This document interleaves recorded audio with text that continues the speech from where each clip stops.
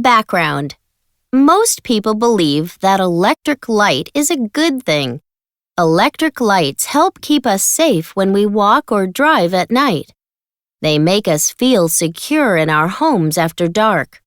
Lights in our electronic devices help provide us with information and entertainment. This 2013 article by Paul Bogard, an American university professor, presents a different way of looking at light. Bogard argues that an excessive amount of artificial light is harming our health. He claims that this light pollution is a problem not only for those who want to see the stars at night, but also for every creature on Earth. Close reading focus. As you read, notice the reasons, facts, statistics, and examples the author presents to support his claims. Which details do you find most convincing?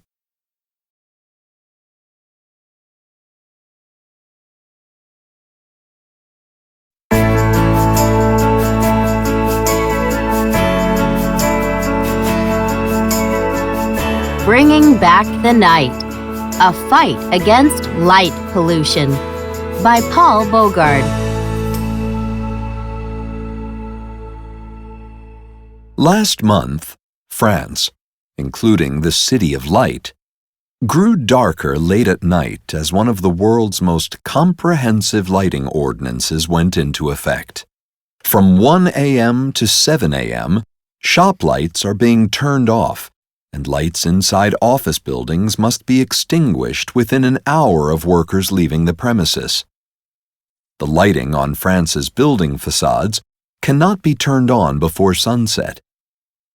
Over the next 2 years, regulations restricting lighting on billboards will go into effect. These rules are designed to eventually cut carbon dioxide emissions by 250,000 tons per year, save the equivalent of the annual energy consumption of 750,000 households, and slash the country's overall energy bill by 200 million euros, $266 million.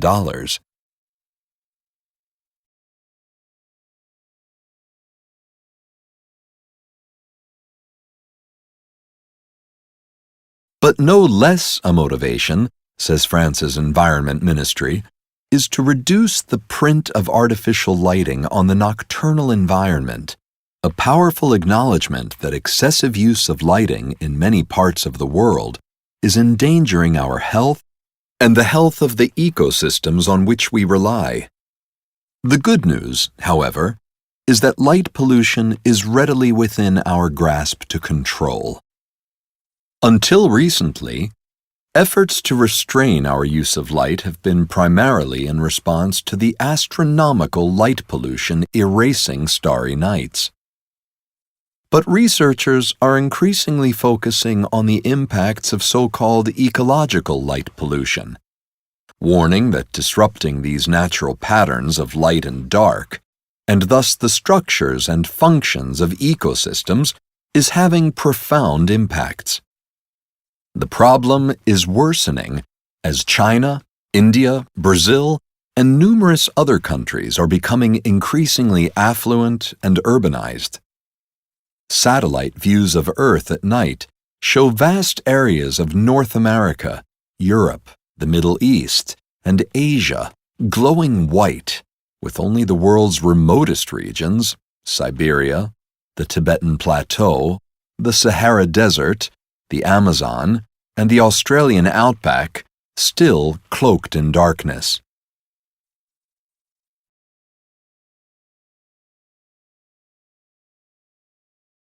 Some countries, such as Britain and some U.S. states, including Connecticut and California, have enacted regulations to reduce light pollution.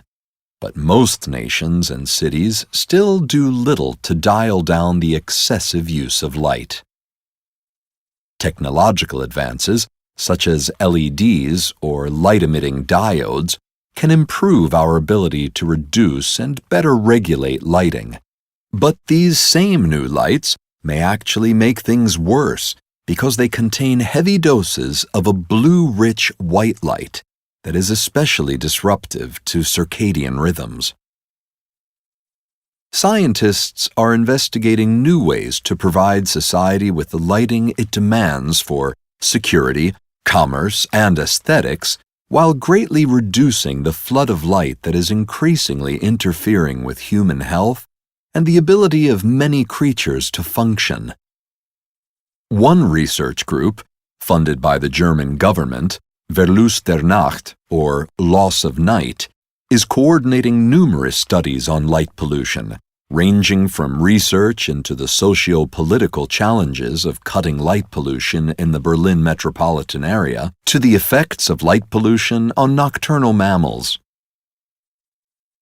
Some 30% of vertebrates and more than 60% of invertebrates are nocturnal, and many of the rest are crepuscular, active at dawn and dusk.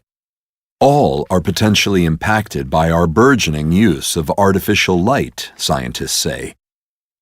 We have levels of light hundreds and thousands of times higher than the natural level during the night, explains Italian astronomer Fabio Falchi, a creator of the World Atlas of the Artificial Night Sky Brightness, the computer-generated maps that dramatically depict the extent of light pollution across the globe. What would happen if we modified the day and lowered the light 100 or 1,000 times? That would be much worse, he concedes. But his point? You cannot modify light half the time without consequences, says Falchi.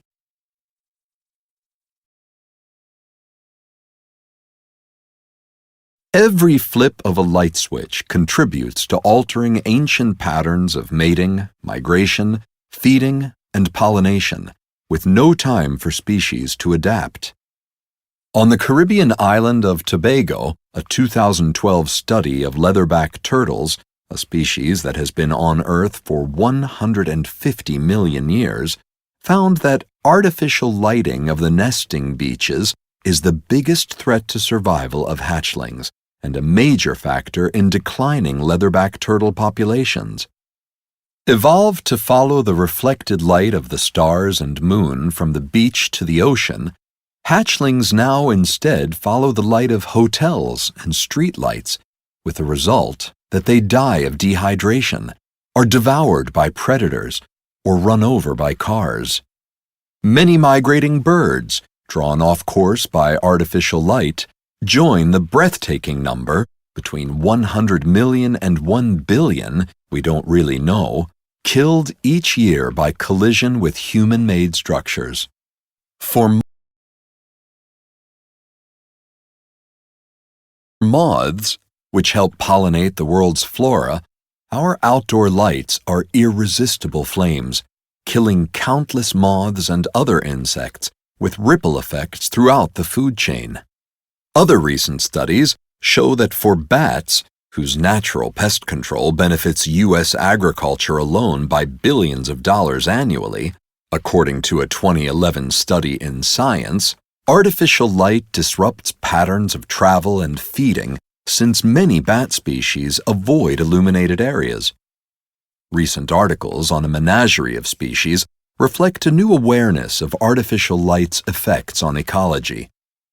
For example, research has shown that street lighting influences the migratory pattern of Atlantic salmon, and that bright lights also change the composition of entire communities of insects and other invertebrates. Of course, humans are animals as well, explains Stephen Lockley of Harvard Medical School's Division of Sleep Medicine. And so, when light-dark cycles mess up seasonal patterns of trees, or breeding cycles of amphibians, there's no reason to think it's not doing the same to us. As recently as 1980, humans were thought to be immune to the effects of artificial light at night. But continuing research has shown that nocturnal light disrupts our sleep, confuses our circadian rhythms, those 24-hour biological processes that regulate our body's functions, and impedes the production of the hormone melatonin at much lower levels than previously thought possible. More and more of the light we see at night, whether electronic gadgets or outdoor lighting, is rich with the blue wavelengths most disruptive to our body's rhythms.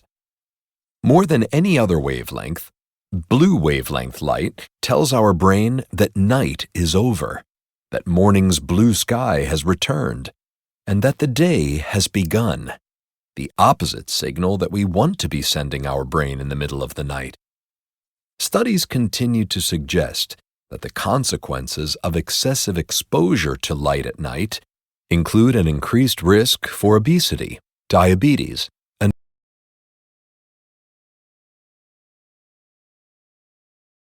cardiovascular disease. Last year, the American Medical Association issued a statement calling for increased research into the risks and benefits of occupational and environmental exposure to light at night, and recommending new lighting technologies at home and at work that minimize circadian disruption. In fact, researchers are concerned about the impact of some new lighting technologies. While their capacity to be computer-controlled and directed could make LEDs a key tool in reducing light pollution, these lights may actually make things significantly worse. Touted as energy efficient and clearer in color, most LEDs currently being installed are often brighter than the old lights they are replacing, further increasing light pollution. In fact, explained Falke and others in a recent article from the Journal of Environmental Management, LEDs could exacerbate known and possible unknown effects of light pollution on human health and the environment by more than 5 times. Researchers and dark sky advocates are seeking to mitigate the harmful effects of new lighting technologies and devise solutions to the flood of light that erases the night in many parts of the world.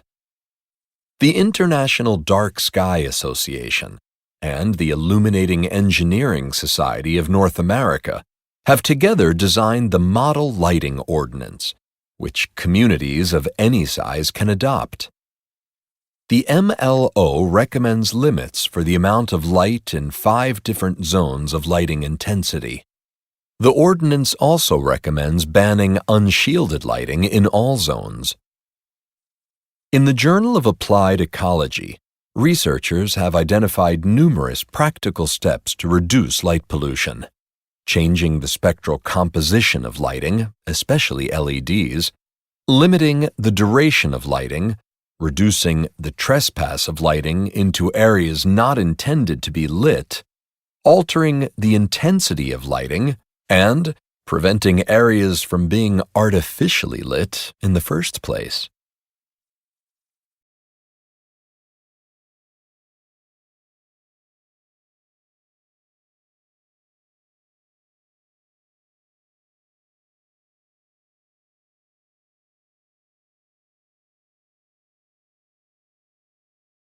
The relatively simple act of shielding our lights, installing or retrofitting lamp fixtures that direct light downward to its intended target, represents our best chance to control light pollution. While we seldom leave our interior lights bare, most of our outdoor lighting remains unshielded, sending light straight into the sky, into our eyes, into our neighbors' bedrooms. Until recently, consumers had few buying choices, but that is changing. Companies now offer lines of shielded lighting fixtures. Street lighting, stadium lighting, parking lot, and gas station lighting all can now be shielded. The objection will be that we need all this light for safety and security, with the justification that light equals safety and darkness danger. This common belief goes far to explain why many gas stations and parking lots are lit more than 10 times as brightly as they were just 20 years ago, and why light pollution continues to grow at up to 20% per year, depending on the region. In fact, the issue of light at night and safety is complex, with little compelling evidence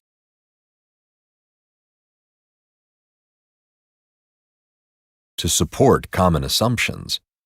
For example, ever brighter lights can actually diminish security by casting glare that impedes our vision and creates shadows where criminals can hide. Experts say it is far more important to use light effectively than abundantly. Explaining France's new lighting rules, Delphine Batho, until recently France's environment minister, described the government's desire to change the culture to include responsible use of light. This change is to be applauded, for what increasing numbers of studies, as well as our own eyes, tell us is that we are using far more light than we need, and at tremendous cost. Discuss. Do you think it's a good idea for communities to limit the amount of light they create at night? Why or why not?